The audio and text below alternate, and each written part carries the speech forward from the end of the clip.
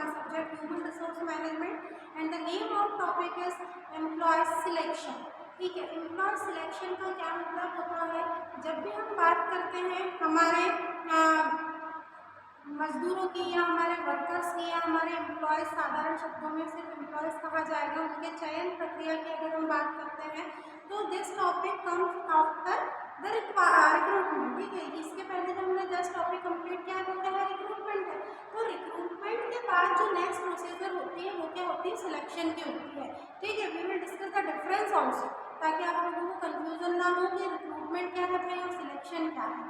तो if we are talking about in simple words कि what is the selection process of employees, कि भाई जितने भी एम्प्लॉयज़ होते हैं उनके सिलेक्शन मतलब उनके चयन करने की क्या प्रक्रिया होती है, किस तरीके से जो एचआर मैनेजर होता है वो डिसाइड करता होगा कि हाँ भाई इस एम्प्लॉय को या इस कैंडिडेट को हमारे यहाँ क्या करना है? जॉब पर रखना है। तो ऐसे बहुत सारी प्रोसीजर की स्टेप्स भी हम डिस्कस करेंगे, हम ऑब्जेक्टिव्स भी डिस्कस करेंगे। उसके पहले हम डिस्कस कर लेते हैं डेफिनेशन कि एम्प्लॉय सिलेक्शन की डेफिनेशन क्या है।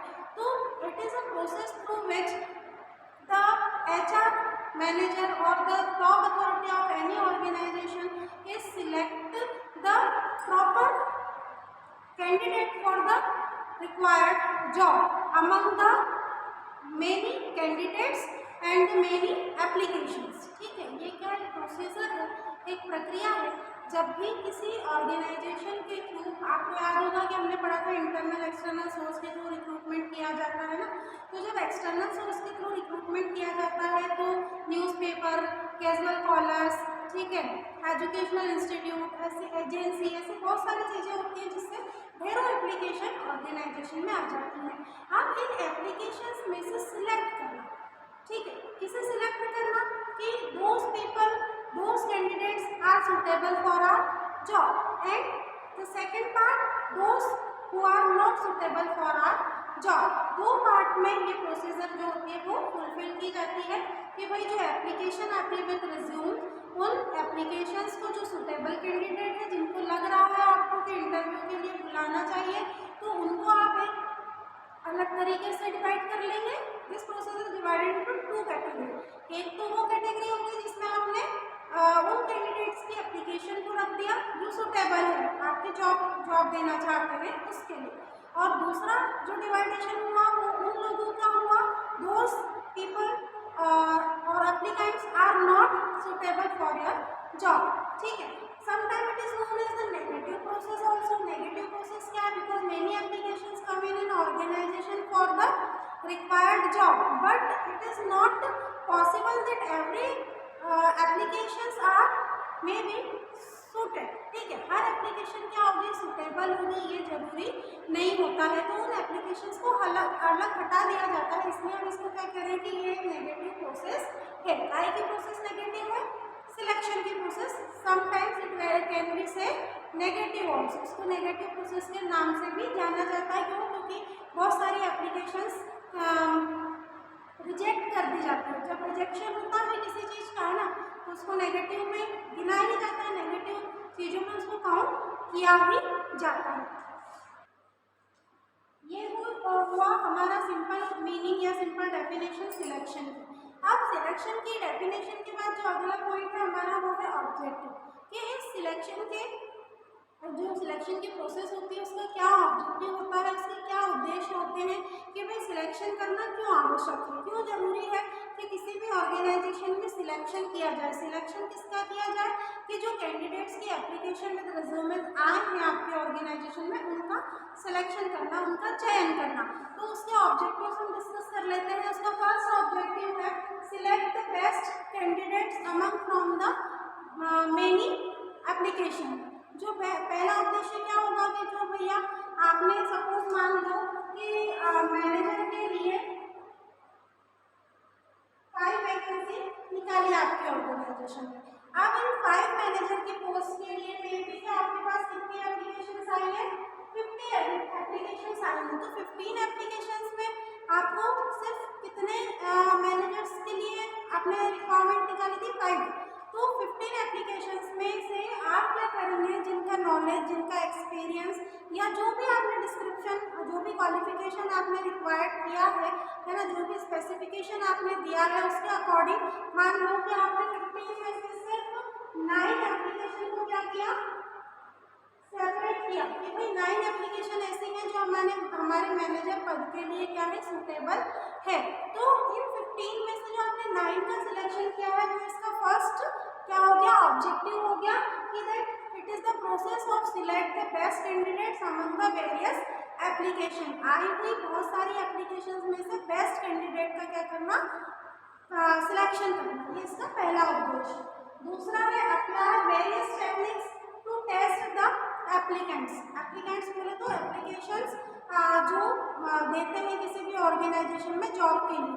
अब सेकंड जो हमें ऑब्जेक्टिव फुलफिल करना है सिलेक्शन प्रोसेस का, वो ये कहता है कि इन एप्लीकेंट्स के टेस्ट के लिए बहुत सारी टेक्निक्स क्या होती हैं, ऑर्गेनाइजेशन के थ्रू लगाई जाती है। ऐसा नहीं है कि जो 9 एप्लीकेशन हमने सिलेक्ट की है इनमें से हम किसी 5 को ऐसे ही जॉब पर रख लेंगे, नहीं, उनको बहुत सारे प्रोसीजर सिलेक्शन के बाद इंटरव्यू, फिर जीडी, फिर पर्सनालिटी डेवलपमेंट, बहुत सारे राउंड से होकर गुजरना पड़ता है। फिर फाइनली उनमें से कोई 5 जॉब की रिक्वायरमेंट है, उसके अनुसार आप कोई 5 लोगों को जॉब देंगे।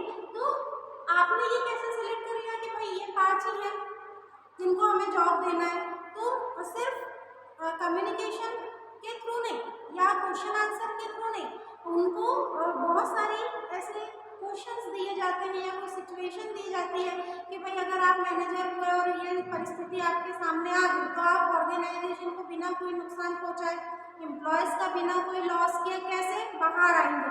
तो इस तरह के बहुत सारे क्वेश्चंस या बहुत सारी प्रॉब्लम्स देके टेक्निक्स के थ्रू उनसे क्या किए जाते हैं, आंसर्स बुलवाए जाते हैं या उनसे कहा जाता है कि आप कैसे बाहर निकलेंगे प्रोसीजर के थ्रू। तो ये जो पूरी प्रोसीजर हो गई, एक टेक्निक देकर या एक पर्टिकुलर क्वेश्चन देकर उनसे क्या किया करवाया जाता है, ऑर्गेनाइजेशन में बेहतर अपना बेस्ट देने के लिए डिफरेंट स्टेप्स को फॉलो करवाया जाता है। It is second objective. Third is to जज the candidate from various aspects of job requirement. अब जितने भी कैंडिडेट्स होते हैं उन कैंडिडेट्स को डिफरेंट एस्पेक्ट्स के थ्रू क्या किया जाता है, जज किया जाता है। That how they are replying, what are the answers they are giving of the questions, ठीक है, how they overcome the problem which is given by the HR head. तो उनके एस्पेक्ट्स को, उनके नजरिए को जज किया जाता है कि भाई कुछ लोग क्या होते हैं, हेजिटेट होते हैं, कुछ बिल्कुल फ्लुएंटली आंसर देते हैं बिना किसी हेजिटेशन के।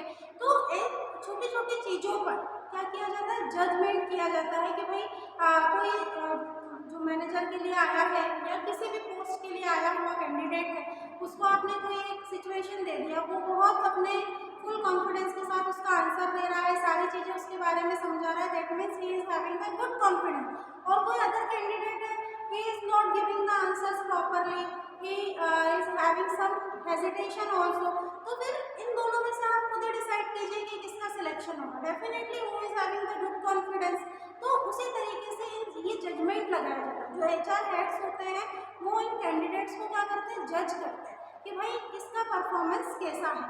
तो it is the 3 main objectives of the selection procedure. So now we will discuss the difference between recruitment and selection. ठीक है, यहाँ पर अगर कोई डाउट्स होंगे तो वो ऑटोमेटिकली क्लियर हो जाएंगे कि भाई रिक्रूटमेंट और सिलेक्शन के प्रोसीजर में क्या डिफरेंस होता है। तो ये जो है मेन उसके पर्पस है या हम कह लें कि ये डिफरेंस के मेन पॉइंट्स हैं जिनके बेसिस पर हमने क्या किया, रिक्रूटमेंट और सिलेक्शन में डिफरेंस समझाया है। पहला है मीनिंग। तो रिक्रूटमेंट का क्या मीनिंग होता है, it is the process through which it searching the candidates and encourage them to apply. Recruitment के प्रोसीजर के थ्रू भाई बेस्ट कैंडिडेट को सर्च किया जाता है, ढूंढा जाता है, उनको एनकरेज किया जाता है कि you have to apply the organization. आपको किसी संस्था में अप्लाई करना चाहिए, आपको हमारी संस्था में अप्लाई करना चाहिए। इसके लिए क्या किया जाता है, उनको एनकरेज किया जाता है। तो एनकरेज करना, सर्च करना रिक्रूटमेंट का हिस्सा हो गया कि भाई अभी हम ढूंढ ही रहे हैं, हम लोगों को इनकरेज कर रहे हैं कि जाओ उस ऑर्गेनाइजेशन में एप्लीकेशन दो, अपना रिज्यूमे दो, अपना सीवी फॉरवर्ड करो। तो सर्च करना, ढूंढना रिक्रूटमेंट का हिस्सा हो गया।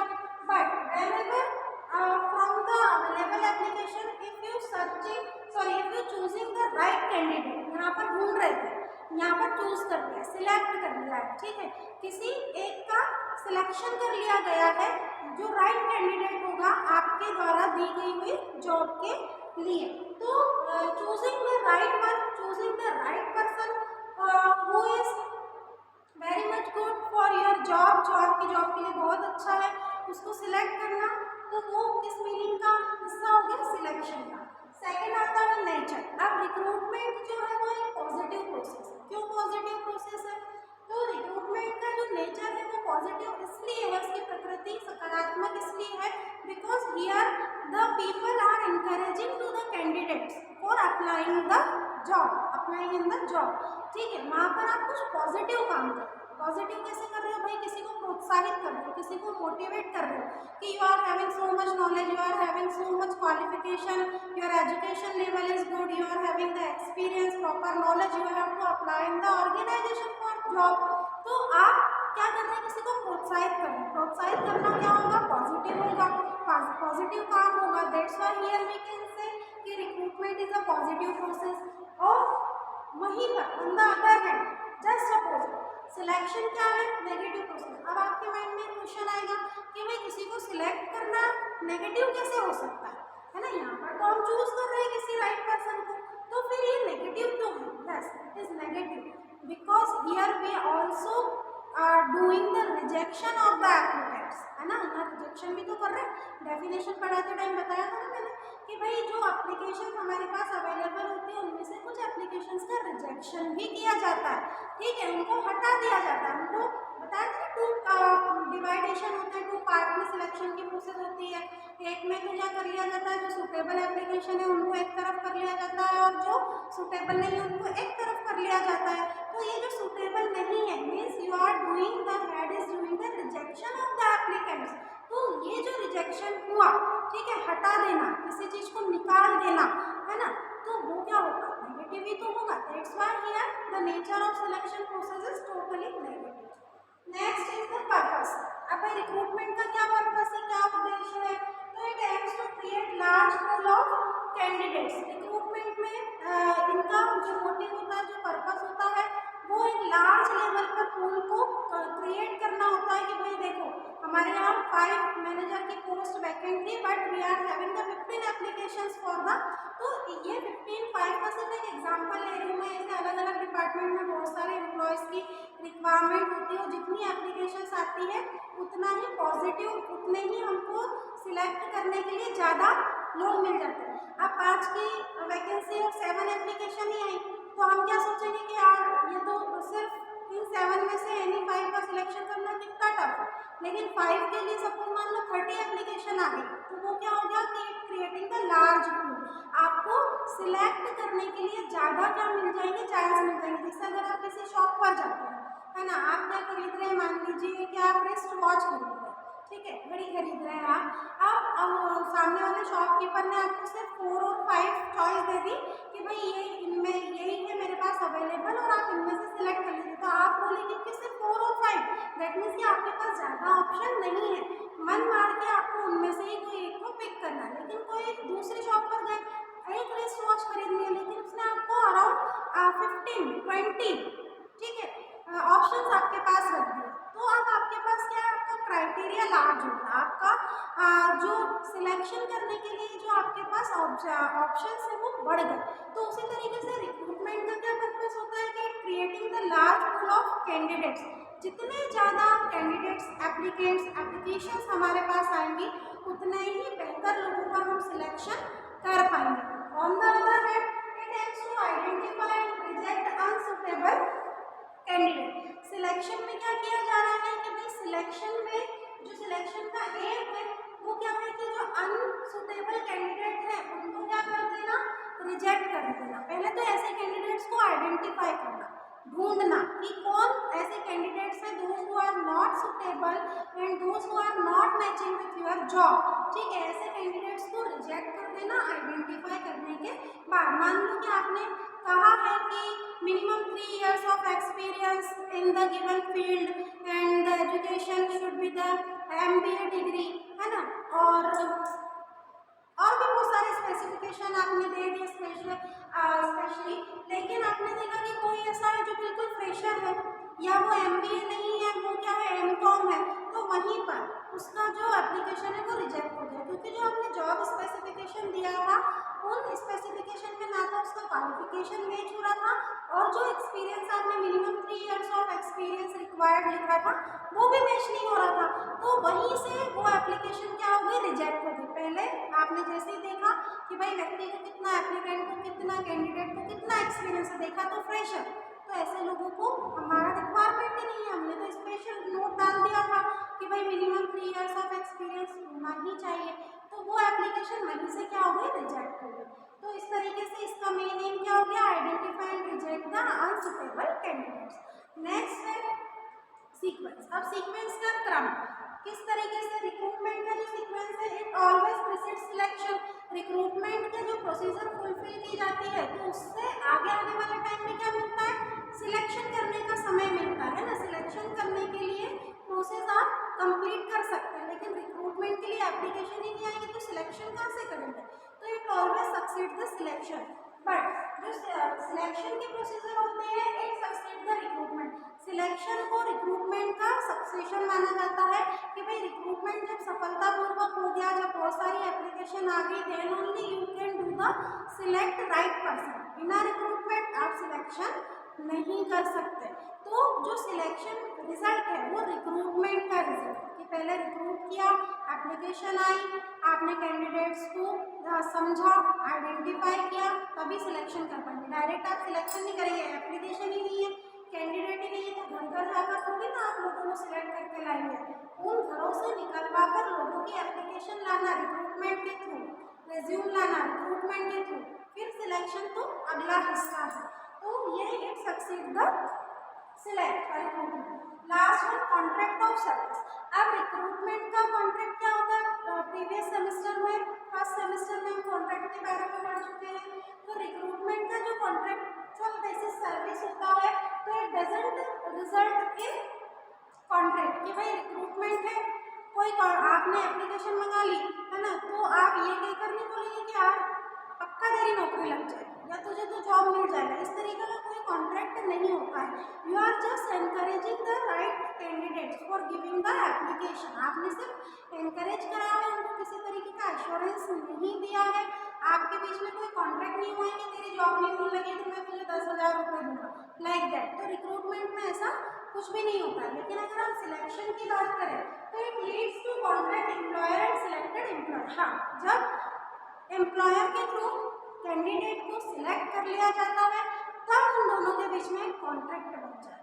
आपने बॉन्ड सुना होगा कि कई कंपनीज, कई ऑर्गेनाइजेशन बॉन्ड्स बनवाती हैं या फिर करवाती है। वो बॉन्ड्स का क्या मतलब होता है कि भाई आने वाले 5 ईयर के लिए ये आपको बॉन्ड बनवाना है हमारी कंपनी के साथ कि आप आने वाले 5 साल तक हमारी ऑर्गेनाइजेशन में ही काम करेंगे, आप कहीं जॉब छोड़कर नहीं जाएंगे। उस बॉन्ड में एक मनी स्पेसिफिक एक स्टैंडर्ड के थ्रू फिक्स होती है कि अगर आप 5 साल के पहले किसी भी रीज़न से जॉब छोड़ते हैं तो आपको इतना अमाउंट फिर ऑर्गेनाइजेशन को देना होगा। इसलिए कुछ कंपनीज जो है वो बॉन्ड भी साइन करवाती हैं ताकि जो राइट कैंडिडेट है जिसको हायर सैलरी पर रखा हुआ है वो एकदम से छोड़कर आपकी जॉब ना चली जाए।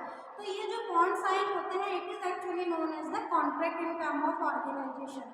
ठीक है, तो यहाँ पर एम्प्लॉयर और राइट जो सिलेक्टेड कैंडिडेट है उनके बीच में कॉन्ट्रैक्ट होता है। रिक्रूटमेंट में कॉन्ट्रैक्ट नहीं होता है, ये तो जस्ट इनकरेजिंग की प्रोसेस है। लेकिन हाँ, जब सिलेक्शन में बात आती है कि भाई राइट कैंडिडेट को आपने सिलेक्ट कर लिया है, जॉब दे दिया है, जॉब डिस्क्रिप्शन दे दिया है, अच्छा खासा पैकेज दे दिया है उसको जॉब के लिए, ठीक है, 15 लाख कुछ भी हो सकता है for example I am saying only. तो इस तरीके से फिर वहाँ पर कॉन्ट्रैक्ट बन जाता है एम्प्लॉयर के बीच में और सिलेक्टेड कैंडिडेट्स के बीच में। तो today we have discussed the definition, the objective and the difference of recruitment and selection. In next video we will discuss the process of selection.